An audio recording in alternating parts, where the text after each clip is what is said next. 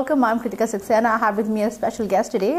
He spoke to me in 2015, and today things are dramatically different in terms of the ecosystem. So there's a lot to talk about. Let's get started. Thank you so much for speaking to us.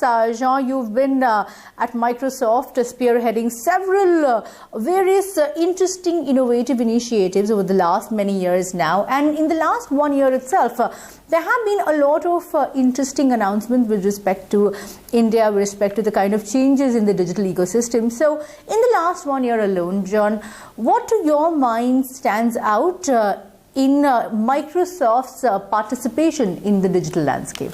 Over the past few years, what has happened is the world has become digital. Yeah. And I mean it, not just for consumers, you and I, and people in the street using digital mobile together, but I mean actually for businesses, for governments, for nations. And so as a company, we've been reflecting on that. We've been building what you call tech intensity and tech capacity to enable companies like automotive companies to build a very different set of experiences. If you take a company like BMW, well known, they are building all their personal assistant in the car, branded by BMW, build on Microsoft AI technologies to interact with whatever service you want to use or agent you want to use. If you want to use Siri, you want to use Cortana, Alexa, that's your choice. But it's going to be managed, supervised, and moderated by their BMW personal assistant. If you go to the retail industry, it's going to be about the way they want actually to be ready, they have to compete with Amazon, which is like the giant competing with retailers in the world. If you go to healthcare, this is the way they can have a better patient outcome. So I could go on and on. All those industries are embracing digital at the core of their businesses. You know, the examples that you gave, Jean, are a lot to do with artificial intelligence, robotics, new tech being integrated into a very core system that India has. What do you realistically believe that India has embraced AI in the truest form, or are there more lessons that need to be learned to be able to, these examples that you gave, for them to be easily accessible on a regular basis? We see, and actually I see, and I've been meeting actually today again in India, a number of companies doing great work on that. I see on one hand some of the technology services companies that are developing AI analytics platform to enable those very large enterprise customers to be more basically to be more relevant for their customers. But I also see customers like Apollo actually hospitals in India, which is very innovative. And has developed, actually based on AI algorithms, a service that can really predict potentially kind of heart disease and heart problems to prevent that to happen. And that has translated into a much better outcome for those patients. I can see the same as well at scale with certainly financial services, trying to analyze the level of fraudulency happening in the systems, and how can they avoid that by applying analytics to their data. Sean, a lot of the artificial intelligence and new tech has been adopted in India from a business to business level for companies to make their services to consumers better. By when do you think consumers like me would be able to access digital? For instance, in your own country, I think I was traveling in France and across Europe, and I didn't have to check in manually. It was all automated, and it was just a matter of getting something done.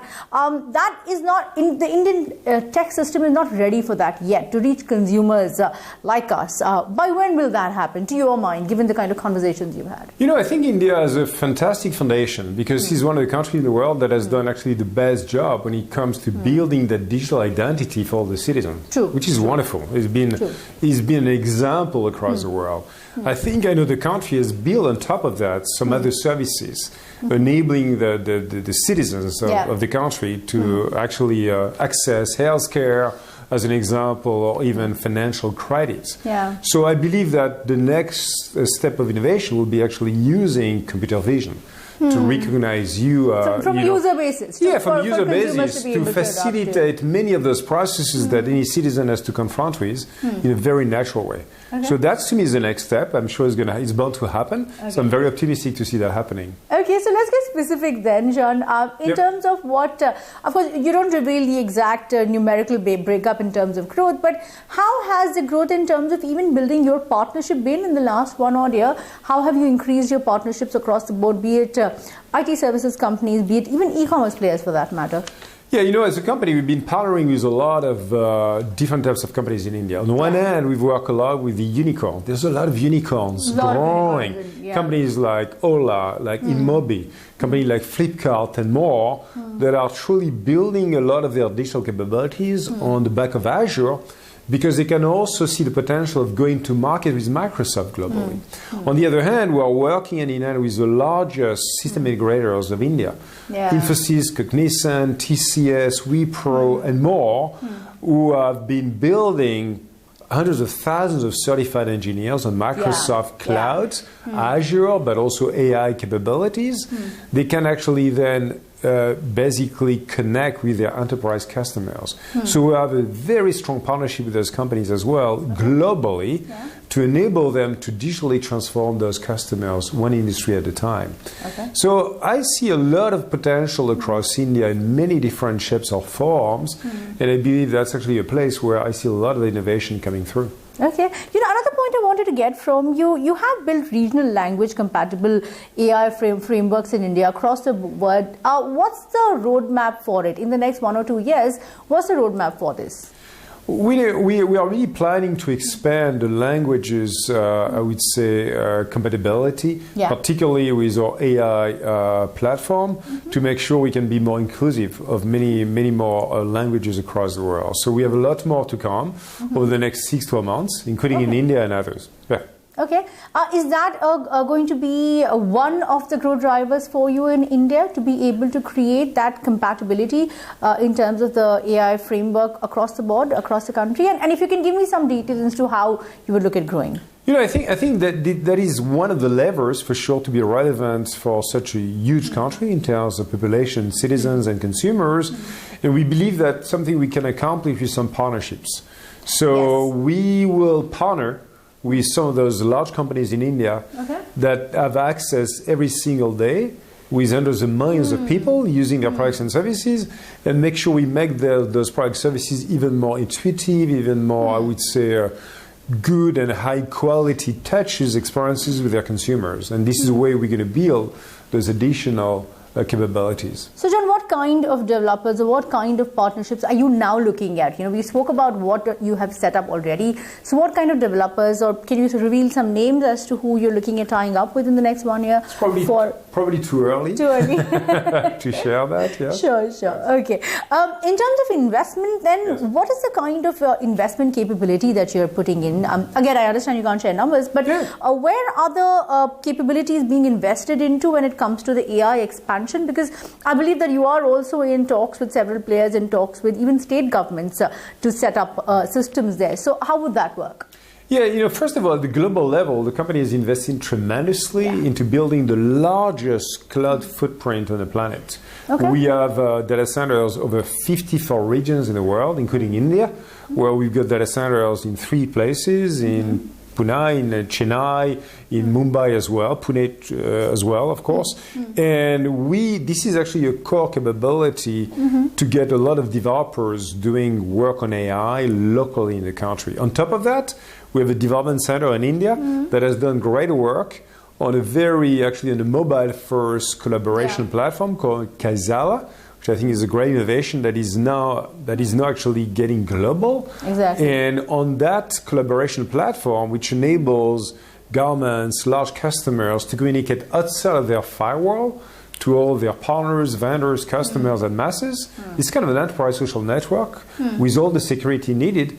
You can actually build into that some workflows and some AI capabilities to make it actually incredibly smart in the way they connect with their patients, as an hospital, to connect with the citizen, as a regional government, and so on and so forth. So I'm very excited to see the way we are leveraging the local innovation to make a change, not just in India, but globally.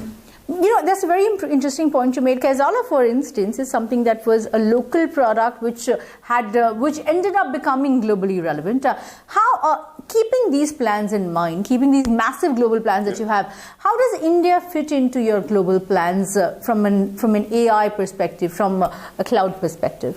I think it sits in a very good place. Number one, because again, the formidable partners ecosystem in India. As referred before, we have those very deep partnerships with the largest system integrators on the planet, which happen to be India companies. And those companies are building a lot of in-depth investments on Microsoft AI. And by doing so, we are working with them to transform large other companies in the world to become data actually savvy in the way they drive the business.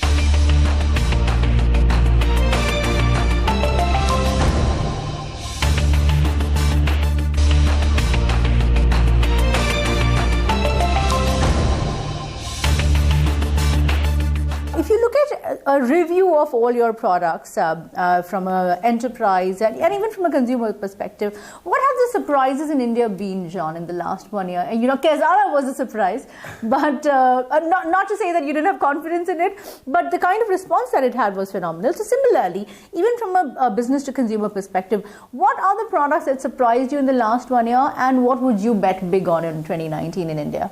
Yeah, certainly the strengths and the growth we have on Azure, which is our platform on the cloud, has made a lot of progress in India. And we've seen it being adopted, again, not just by the largest companies, but also some startups, the unicorns, SMBs as well at scale. And plus, there's so many developers, talents in India. This is one of the largest development communities in the world. And we see a lot of development going on based on our Azure platform. So to me, that's the biggest asset I see right now in the hands of many of the developers in India, going to massive scale globally as well. And what would you bet big on in 2019? Any interesting products that are upcoming that you could tease for us? Well, we just announced actually about a few days ago a very exciting new version of HoloLens, which is this holographic experience. It's actually a set of glasses which really move you into this virtual reality, mixed reality. And it's incredibly immersive now, to a point that people actually feel they are in the real world, like they were touching something real, which is not the case.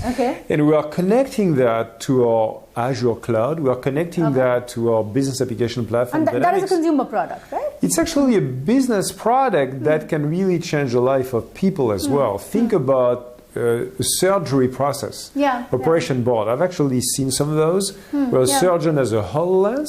You see the 3D rendering of the organ of the patient who is on the table, and he can actually assist the operation by being incredibly precise on what to do.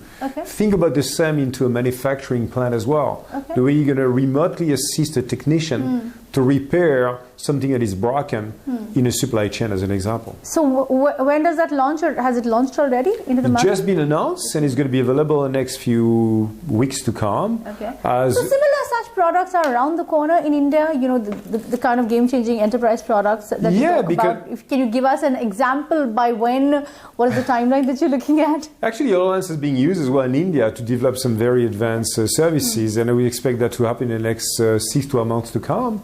Seeing applications being used to improve healthcare, as an example, to improve financial services, to improve connected services in manufacturing plants. So a lot of that is going to happen in the next 6 to 12 months. In the next couple of months. So a lot of exciting plans for sure. Let me just shift gears a little bit. What is your view, John? Microsoft has already talked about how critical privacy is across the world. But what's your view on data localization as a practice, given that that's something that India is getting ready to embrace? We consider data privacy and privacy as a human right. So this is a starting point for us, because as a company, we've been actually the very first one to really bring on board legislation like GDPR, which was created in Europe, as you know, which has become much more global relevant now. And as a company, we've applied that to all of our services and applications to really enable our customers to comply with those very important moves of legislation. So we are very actually eager to help all the countries, but also the customers, enterprise, and others to enable that privacy right at the core of their application systems. But you know, John, what are the potential ramifications of other countries also adapting it? Could it limit companies in their expansion plans across geographies? I think basically that this is a very important milestone for the industry and for countries' legislation as well overall. True. So we believe and we've been a strong supporter of that standard being adopted not just for businesses but also for consumers' applications. So I think coming back to your question, I believe I see more and more countries that travel the world adopting such regimes in a way that is going to help actually tech companies to innovate while respecting the privacy of people. So you're saying that, you know, governments and companies can work together to create a cohesive ecosystem over here. Definitely. I think tech has to grow with legislators as well, hand in hand, and work on the right policies to make it happen. Okay. You know, another point I wanted to, before we move on, for payment system and now e-commerce websites, government has made it clear that India will not stand for data imperialism. Do you think that is a threat that needs to be addressed at this point in time? Again, I'll stick to what I just said, which is as we are incredibly diligent in applying those data privacy laws in every country where we operate, we'll be respecting and complying with any kind of new policies coming to life. Okay. Microsoft has not shied away from embracing new technology, bringing in new companies. So are there startups, interesting companies in India that you would look at acquiring in the next couple of... and we haven't seen any big bang acquisitions. We've seen tuck-in acquisitions within these areas. But anything that's come to your mind? You know, whenever I come to India and our teams come to India, we have a special attention because there's a lot of innovation happening in India. We have actually a scale-up accelerator where we are partnering with a lot of those startups to get them to grow faster and really enable them to go to market globally, which is, I think, one of the value propositions we bring as a company because we have this huge enterprise footprint globally to help them go into market. So, you know, no plans to announce anything at this stage, but we are open to it. No, we are open to certainly enable and faster that innovation. And sometimes, yes, if there are some good fits in terms of technology, why not? You know, Microsoft, aside from acquisition, has also been active in terms of enabling startups to innovate. Keeping that in mind, talk to us about the social accelerator, Ashoka. How does it fit into your plans to bring in innovation at a very core day-to-day level? No, it's a great question. You know, as a company, just actually based on our mission as a company, we want to empower every person and every organization on the planet to achieve more. That's the foundation on which we build everything as a company. And we build, when you think about AI, which we talk a lot about together, it starts with innovation at the core of the industries, at the core of the society as well. But it goes as well with the right ethics, with the right skills, and also with the right societal impact. And we call that AI for good. So as a company over the last 12 months, we've embarked on a few big initiatives. We've been investing $150 million on what we call AI for good. One aspect of that is AI for Earth, which is sustainability. Another example is accessibility. And the third one is actually all about humanitarian efforts. And right now, we've been announcing as well a new initiative with Ashoka globally, which consists in accelerating social innovation. And Ashoka, as you know, is the largest actually foundation in the world, supporting what they call their fellows, who are social entrepreneurs. Social entrepreneurs are really change agents. And in India, like globally, what they do, they address, as an example, financial access. The people underserved. And this empowers them in that completely empower them. The same on healthcare. Because of the biggest challenge at this point, John, in countries like India and even in developed geographies like France, like you were mentioning, is that this particular sector doesn't have enough access to innovation. So they're limited in terms of the kind of change that they can bring out. So that's exactly the purpose of this initiative, is really to bring the best of technology, of Microsoft technology, on top of a social incubator. So we are bringing bring that together in India. And we are handpicking actually a number of the social entrepreneur startups to enable them through very advanced innovation in AI and cloud to truly scale the social impact. At the end of the day, when you have a great idea, it's good, but you got to make that work at scale. And this is where we are excited, and our people are excited because they can volunteer as well to be part of that social impact. And we are not just going to do that in India. We actually announced the same in France. We're going to do that in a lot of other countries to scale across the world. All right, Jean. Thank you so much for taking us to the plan going forward. And thanks for being very honest about the kind of initiatives that Microsoft is taking. And if I get that correctly, in the next 12 months, lots to look forward to from Microsoft, even for consumers like us and for enterprises across the board. Thank you so much, Jean, and hope to catch up with you again when you're back in India. That was Jean-Philippe talking about Microsoft, what Microsoft is betting big on, and working with organizations, with governments, with startups to create a cohesive ecosystem in India. Thank you for watching.